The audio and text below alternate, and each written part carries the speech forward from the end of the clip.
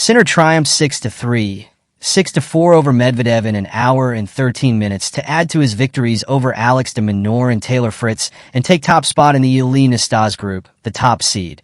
Winner of both the Australian and US Opens this year, said in quotes on ATPTour.com. I'm trying to find new ways to improve as a player.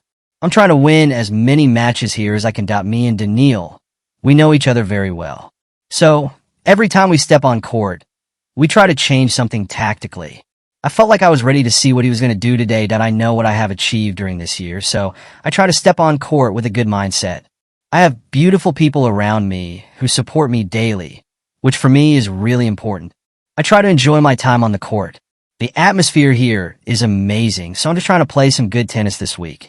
Let's see what's coming in the next round. That he will face the runner-up from the John Newcomb group, a spot currently occupied by Casper Ruud ahead of the action in that pool, concluding on Friday when the Norwegian faces Andrei Rublev and Alexander Zverev plays Carlos Alcaraz. Sinner's cool and clinical dismantling of Medvedev inspired his beaten opponent to offer up a verdict on how it feels to take on the world number one.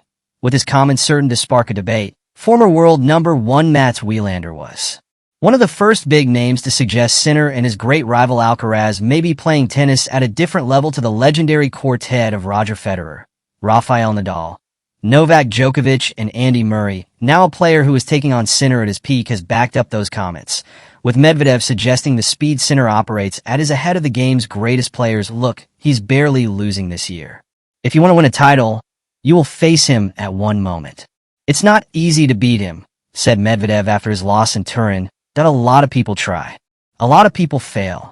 There is mostly one guy who does it a little bit more times than the others, and it's Carlos.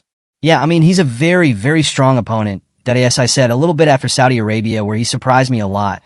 I didn't know he is even this level higher in him. He's maybe one of the best players I have faced.